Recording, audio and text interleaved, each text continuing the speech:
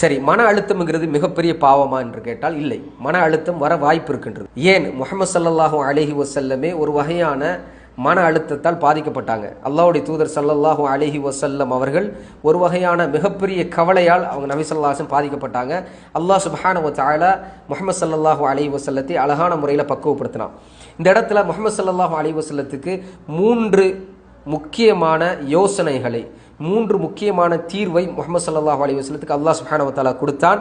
அந்த 3 தீர்வு தான் இந்த உலகத்துக்கான தீர்வு. முதலாவது என்ன? ஃபஸப்பிஹ் பிஹம்தி ரப்பிக். அல்லாஹ் சுப்ஹானஹு வ தஆலாவை நீங்கள் துதியுங்கள், அல்லாஹுவை நீங்கள் நினைவு கூறுங்கள். அல்லாஹுவை நினைவு கூறாத உள்ளத்தில் நிச்சயமாக மன அழுத்தம் ஏற்படும். அதனால தான் அல்லாஹ் சொல்றான், அலா பிதிக்ரில்லாஹி தத்மஇன்னுல் குலூப்.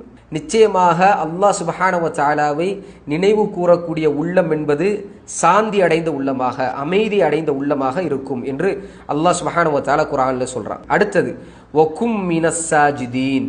சுஜூது செய்யக்கூடியவர்களில் ஒருவராக நீங்கள் மாறிவிடுங்கள். நம்மளுடைய தலை, இந்த தலை தான் ஒரு மனிதனுடைய மிகப்பெரிய கண்ணியம். ஒரு மனிதனுடைய உடம்புலேயே மிக முக்கியமான இடம்ங்கிறது இந்த தலை தான். இந்த தலையுடைய இந்த நெத்தியை அல்லாஹ் சுப்ஹானஹு வ தஆலாவுக்காக, நம்மை படைத்த, நம்மளை வளர்த்த, நம்மளை பாதுகாக்கின்ற, நம்மளை பரிபாலித்து கொண்டிருக்கக்கூடிய நம்முடைய இறைவனுக்காக இந்த தலையை நாம் தரையில், தரை என்பது கீழே இருக்கக்கூடியது, அதில் வைத்து நாம் சுஜூது செய்வது, சிரம் பணிவது. சிரம் பணிந்து, யா அல்லாஹ் நீ என்னுடைய எஜமான், நான் உன்னுடைய அடிமை என்ற அந்த உணர்வோடு ஒரு மனிதன் சுஜூது செய்கின்றான்.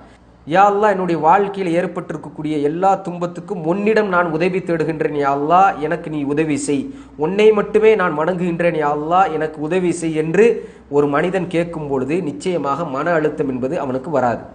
மூன்றாவது மிக முக்கியமான சொல்யூஷன், வஅ்புது ரப்பக ஹத்தா யஅதியகல் யகீன்.